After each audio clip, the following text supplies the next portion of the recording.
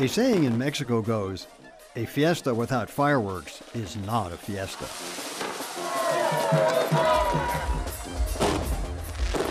One town in central Mexico makes cohetes, fireworks. This is pretty much the finished product. This is the skyrocket, the guts of it, the bomb. Enough to supply every city and every fiesta in the Republic.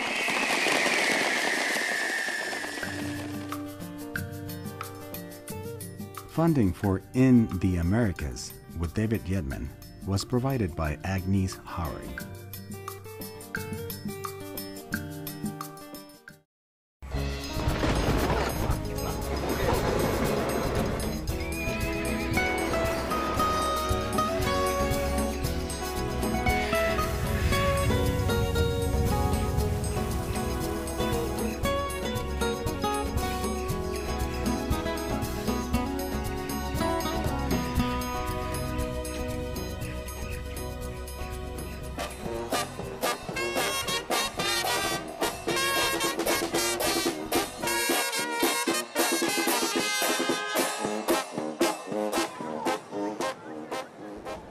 The metropolitan area of Mexico City is one of the 2 largest in the world, over 26 million people. Over the last few decades, it has expanded dramatically in all directions, but especially to the north, where it has engulfed entire towns and even small cities. One of the places it has taken over is a nondescript place called Tultepec. On first inspection, there's nothing particularly interesting there. But on closer look, it's unlike any other place in the Republic of Mexico.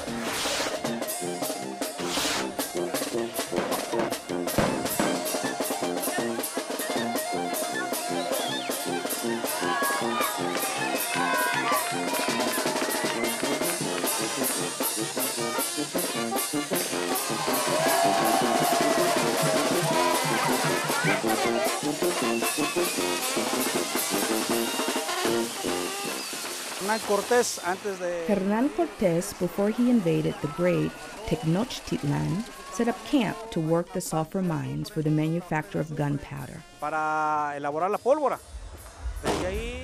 ancestors from this area learned how to work with the powder.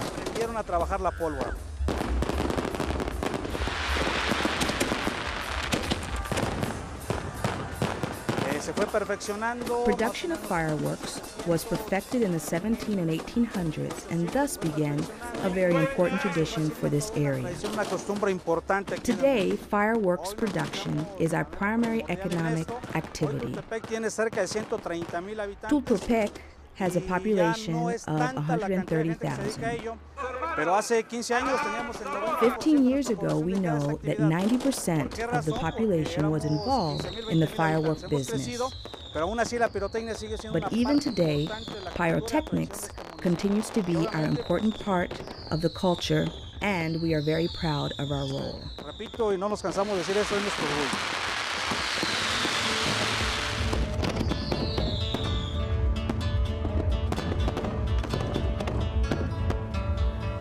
Throughout Mexico, fireworks production is often a mom and pop operation.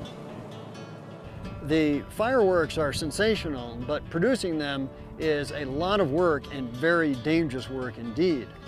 Behind me is a series of bunkers, dozens, even hundreds of them, where the real production takes place. And the owner, Dionysius, is waiting to show me how you make this stuff. It's a one-family deal. Buenos días, Dionisio. Buenos días. So here are the small products that ultimately will make these gigantic explosions on the various holidays. Un agujerito aquí para pasar la pólvora. You have to have more than one thing. You have to have the powder that burns to send the skyrocket up, but you also have to have the cap that explodes to make it go into a bomb. So this is not an easy process. This is skilled, sophisticated firework manufacture here. Así vienen los cilindros. Okay, this is the raw cylinders as they buy them. And these are made of just cardboard. Pero es muy dura. Sí, tiene muchas vueltas. He's measuring with this. This is his tamping stick with the perfect measurement. Más o menos esa medida. Esta tiene que llegar acá. So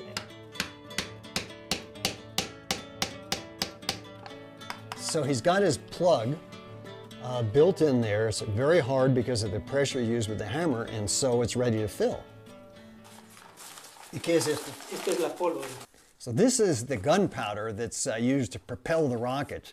He doesn't buy this as gunpowder. He buys the components, the sulfur, the nitrates, very finely divided charcoal, and mixes it himself in a very exact proportion. And with that, then he's going to fill up the skyrocket. He's got his tamper here. So this is actually a real science of making these things. En tu vida, ¿cuántos cohetes has hecho? Más de, bueno, 100,000. por ahí, así unos- Oh, maybe 100,000. This particular powder, gunpowder, does not get set off by just the force of a blow. It needs an explosive to set it off, some kind of cap or something, a fuse or something like that.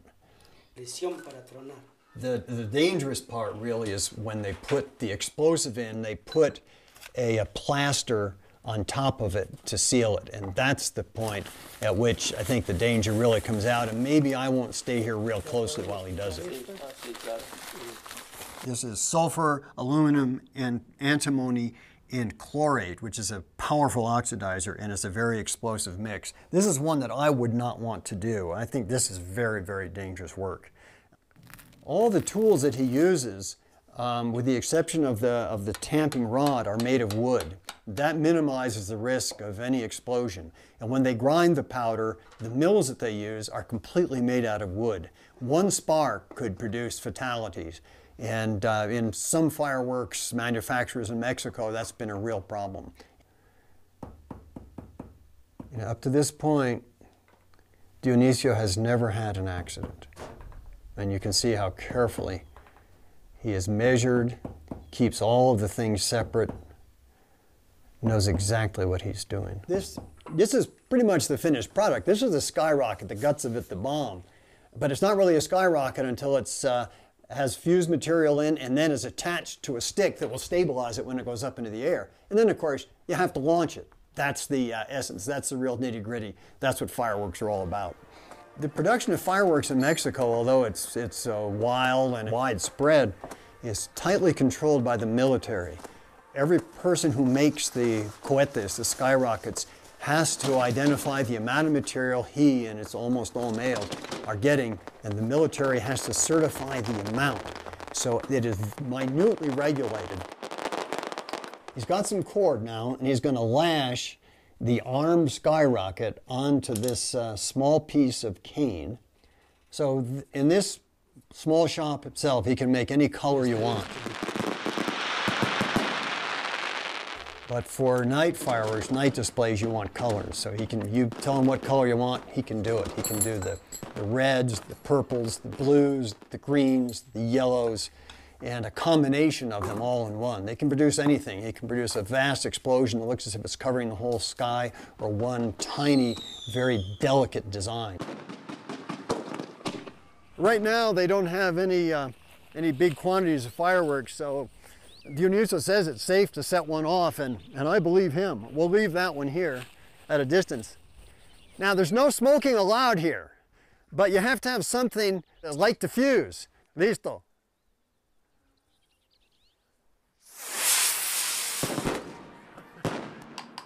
This is an art that he learned from his father. His father was a fireworks maker as well, and he spent his whole life, and now Dionisio has spent his whole life making fireworks. And so far, he has had an accident-free career. You light it and throw it, I'm out of the way. Up. Bam!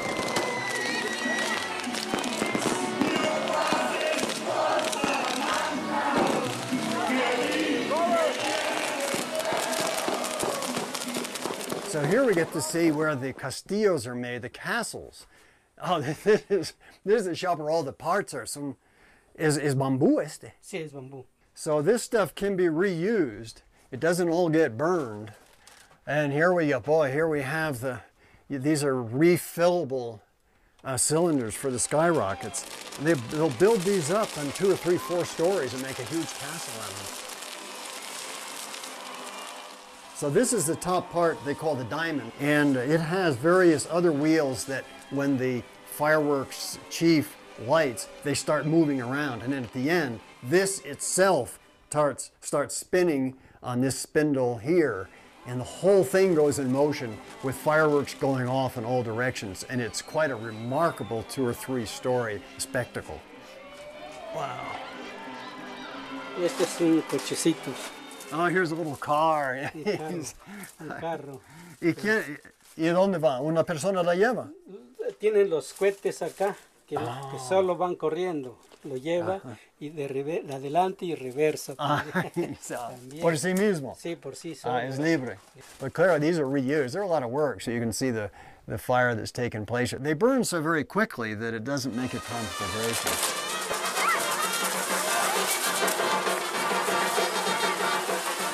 Kind of hard enough work doing it without all the fireworks on, which is going to add a few more pounds.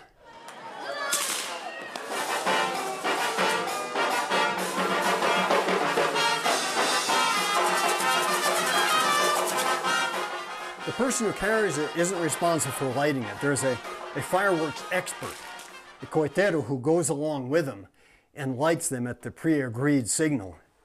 And that's when it gets kind of wild. And you don't know what's going to happen. Mexicans live life with a passion. Life can be very hard in Mexico on a daily basis. And they approach whatever they're doing, whether it's work, family, or having a fiesta, with all the energy that they have. Mexico is not a country for bystanders or the faint at heart. Mexico is a country and a culture for people who want to live life to its fullest.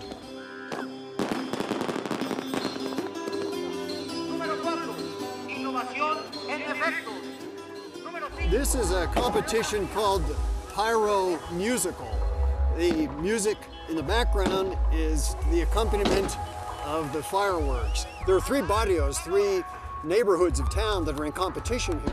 There's an unending barrage of fireworks, all colors, greens and reds.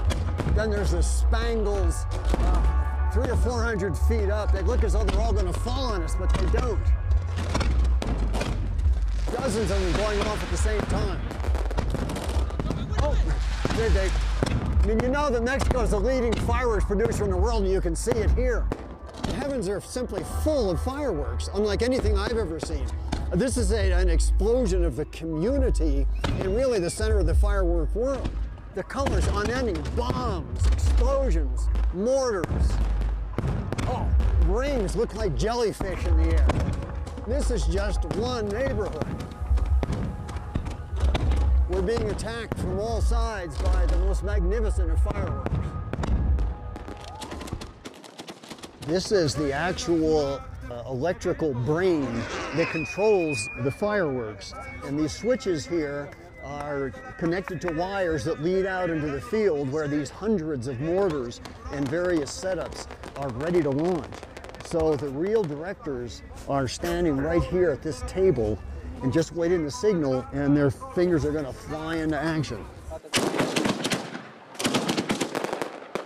They're being launched only about 75 yards from us. And all of these are aimed beforehand, so the directors know exactly in which direction they're going to go.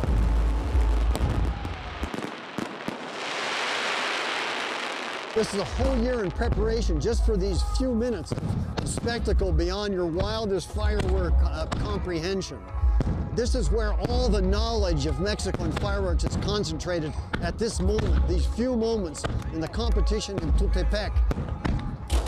The mortars are stationed and angled beforehand so that the fireworks will go in a very specified direction, very scientifically planted, to make sure that the best effect is given, particularly for the judges. It's not just the sight, it's the colors, it's the sound, and it's the smell. And there's also throbbing music in the background. So it's fireworks I always thought of as just visual, but this is a combination of all things together. The chemical smell is almost military in its effect, but it's part of the spectacle.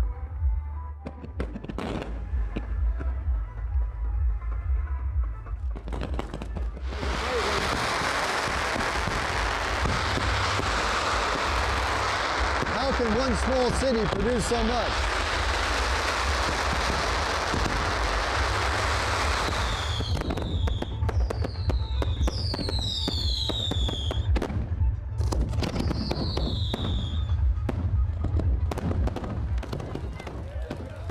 The Spaniards brought a whole series of traditions that the Spaniards themselves practiced during the colonial period. But the indigenous people and the mestizo people were not allowed to take part in these purely Spanish traditions. Consequently, they developed their own.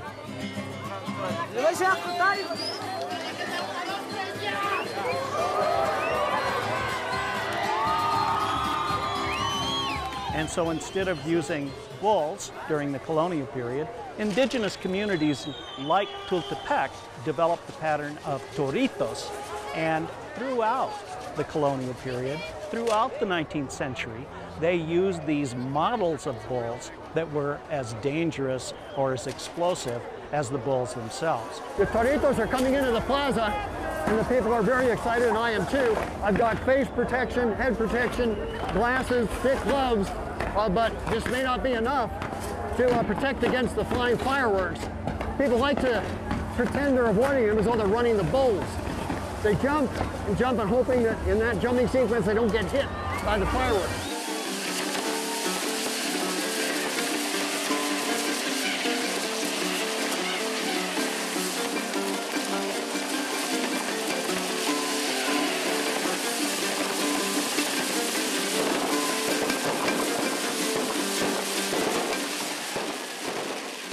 Taking a risk comes in different forms. For some people, it's moving out among the bulls. But even then, some wear jackets, some have on hats and other protective garb. Then there are those who take off their shirts and go out and welcome the opportunity to get a scar, to get a burn that they can show their friends the next day.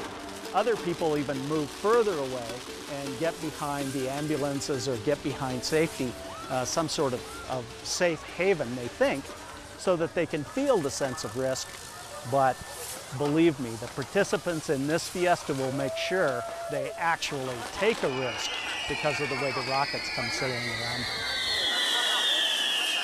So we thought it was dangerous out in the street when there was no fireworks going. This is 10 times as exciting and dangerous. And yet people are moving closer, trying to jump out of the way of these lightning fast bolts of explosives. Everyone who really knows this fiesta knows that there's an organization taking place, that there's a competition, that there are people pushing bulls who are wanting to challenge other groups. Above all, everyone who's out in the middle of the plaza wants to bring in the onlookers in some way while they're challenging each other. It's like a very complicated dance taking place that they all understand and we can try to appreciate.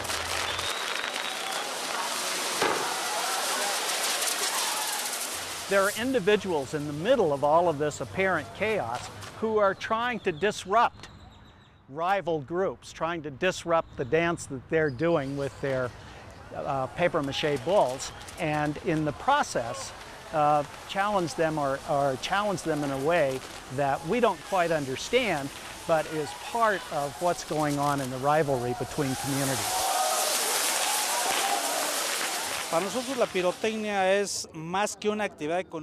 For us, pyrotechnics is part of us, our tradition, culture, and custom.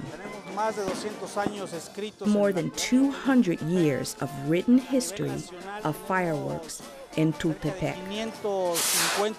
We own 550 federal permits for the manufacturing, transportation, and selling of fireworks. Pyrotechnics in Tultepec is important, not just for us, but for the nation. Pyrotechnics has 3 different specialties: castles, juguetes, and what we refer to as the lights. Most states specialize in just one of these areas, but here we have the expertise to produce all 3.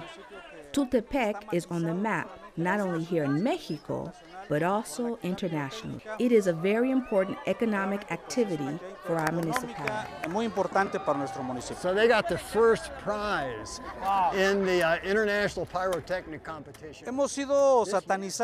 People have demonized us for producing fireworks. Even though we are proud of our tradition, We have also been demonized for it. I would like to offer a personal message. Pyrotechnics is like any other economic activity. It has inherent risk, of course, but with proper caution, both kids and adults can enjoy it.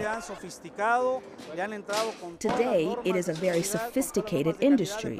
Adhering to all regulations, it is safe. Look, pyrotechnics is not evil. We follow the rules, and this industry can be managed.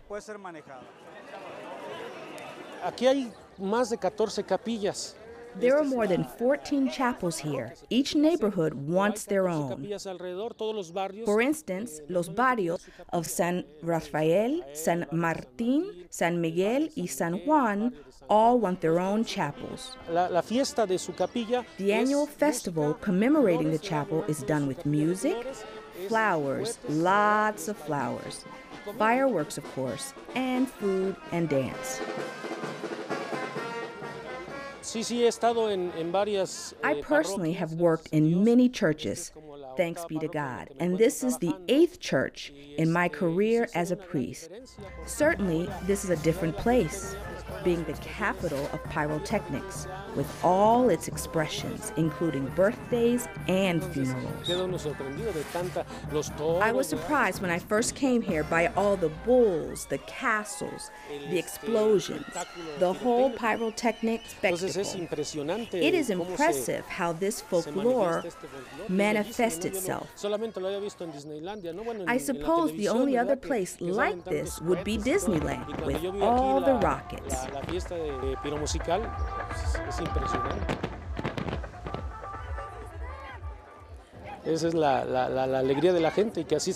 Pyrotechnics is part of the happiness of the people, the way they express their faith.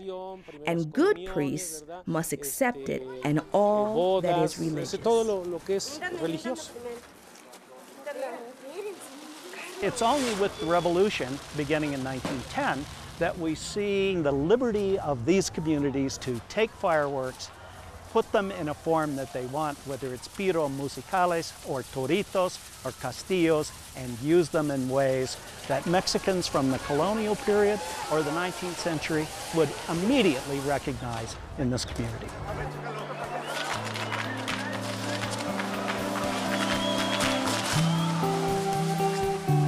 This gives me a sense of what it's like to be in a war zone. You're attached to reality. You can't believe things are going on. And yet there it comes.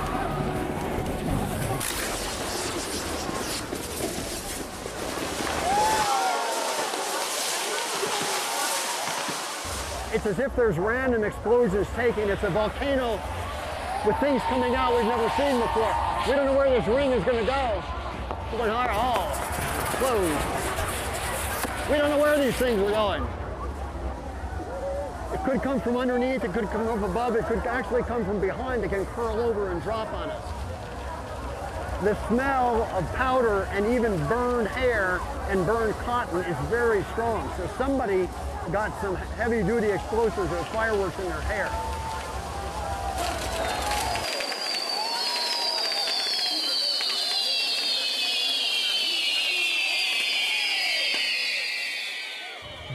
Bulls are being driven into the crowd in some places, and everyone knows and appreciates what's going to happen, but there's also a randomness in the middle of this organization, a randomness that gives it a special adrenaline rush. The crowds that surrounded and danced around and even taunted the exploding toritos, the bulls of Tultepec, viewed as incidental the burns and scrapes and lesions they got, even viewed them as proof of a great party. But even as the fiesta is winding down, more trucks are coming to the city, bringing with them other materials to make more and more cohetes, more fireworks, to provide fiestas all over Mexico.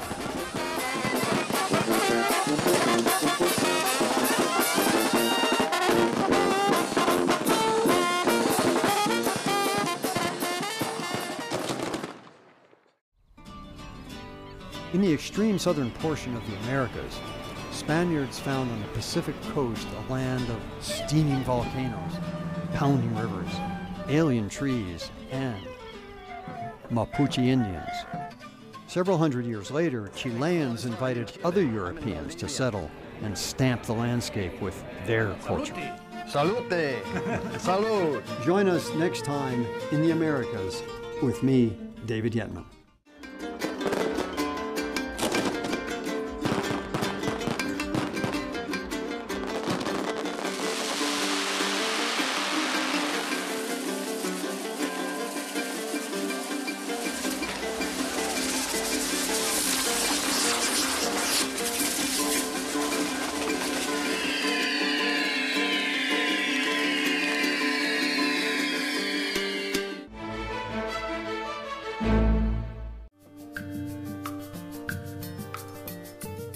Funding for In the Americas with David Yetman was provided by Agnes Howard.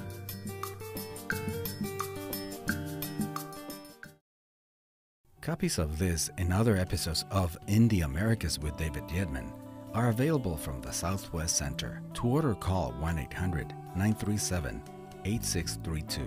Please mention the episode number and program title. Please be sure to visit us at intheamericas.com or intheamericas.org.